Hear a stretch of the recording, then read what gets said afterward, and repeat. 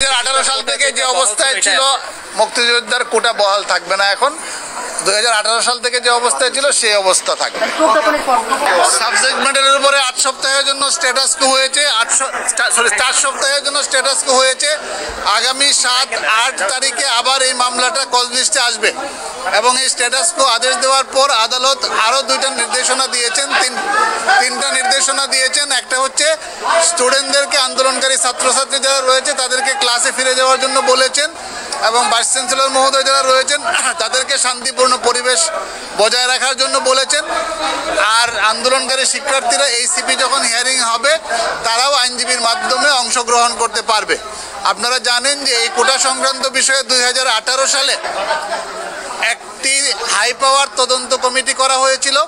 High power তদন্ত কমিটির মাধ্যমে 2018 সালে কোটা পদ্ধতি বাতিল করা হয়েছিল এবং সেই কোটা পদ্ধতি বাতিলের বিরুদ্ধে মুক্তিযোদ্ধার যারা সন্তান ছিলেন তারা এসে এই মামলাটা রিট পিটিশন দায়ের করেছিলেন।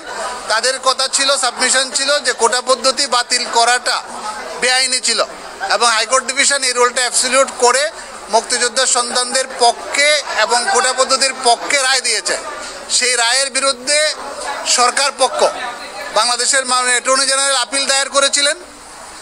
সেই আপিলটা শুনানির জন্য পেন্ডিং ছিল রায় পাওয়ার জন্য, কিন্তু বিষয়টি অত্যন্ত জনগুরুত্ব সম্পন্ন বিধায় আমরা গতকালকে 2-3 শিক্ষার্থীর পক্ষে, 2 শিক্ষার্থী পিটিশনার হয়েছে, আরও অনেক শিক্ষার্থীরা রয়েছেন, তারা আসছেন এই পরিস্থিতি, উদ্ভূত পরিস্থিতি বিবেচনায় যে বিশ্ববিদ্যালয়ের শান্তিপূর্ণ পরিবেশ ফিরে আনা দরকার এবং যেহেতু বিষয়টি অ্যাপিলেট ডিভিশন থেকেই চূড়ান্ত নিষ্পত্তি হবে, সুতরাং অ্যাপিলেট ডিভিশন থেকে চূড়ান্ত নিষ্পত্তি না হওয়া পর্যন্ত যাতে স্থিতি অবস্থা বা একটা স্টে আদেশ থাকে, সেই জন্যই আমরা এই নিবেদন গতকালকে ফাইল করেছিলাম।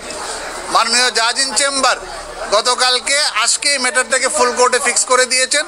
আজকে ফুল কোর্টের মাননীয় প্রধান বিচারপতির নেতৃত্বে সকল বিচারপতিবৃন্দ উপস্থিত ছিলেন। ওনারা সন্তুষ্ট হয়ে, আমরা খুব বেশি সাবমিশন দিতে হয়নি রাখি না, এই জন্য যেহেতু এটা পলিসি ম্যাটার, যেহেতু একটা সরকারের সার্কুলারকে হাইকোর্ট ডিভিশন থেকে স্টে করা হয়েছে, আইনগত এবং নীতিগতভাবে এই আদেশটা স্টে বা স্ট্যাটাস কো থাকে, এটাই হচ্ছে আমাদের এখনকার পর্যন্ত কনভেনশন অফ ল।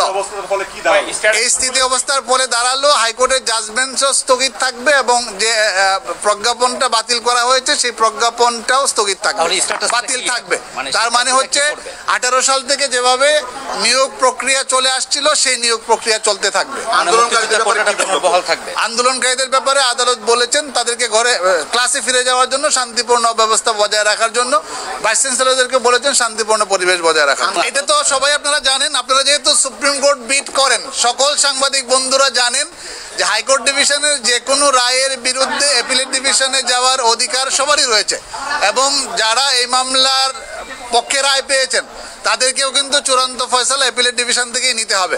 অ্যাপিলেট ডিভিশনের আরও একটা ক্ষমতা আছে, সেটা হচ্ছে হাইকোর্ট ডিভিশনের রায় হয় বাতিল করতে পারবেন অথবা চূড়ান্ত বহাল রাখতে পারবেন এবং 104 ধারা অনুযায়ী মাননীয় প্রধান বিচারপতি এটিও বলেছেন যে ওনারা কিন্তু এটাকে সংশোধন করে একটা সংস্কারমূলক নির্দেশনা দিতে পারবেন অথবা আরও হাই পাওয়ার কমিটি গঠন, যে কোনোভাবেই অ্যাপিলেট ডিভিশন নির্দেশনা দিতে পারবেন এবং বিষয়টি যেহেতু আদালতে আসছে, এখন আদালতের সিদ্ধান্তই চূড়ান্ত সিদ্ধান্ত হবে।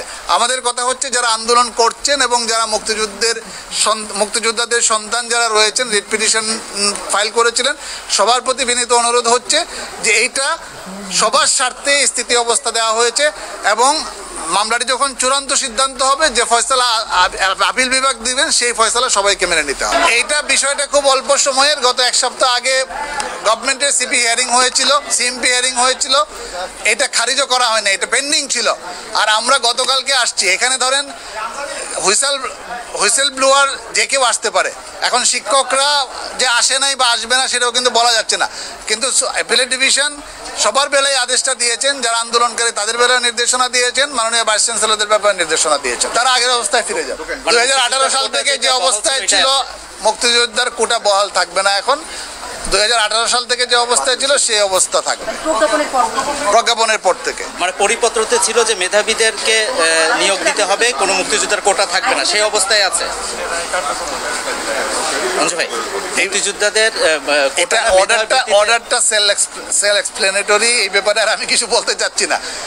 18 সাল থেকে বাতিল যেভাবে ছিল বাতিল থাকবে।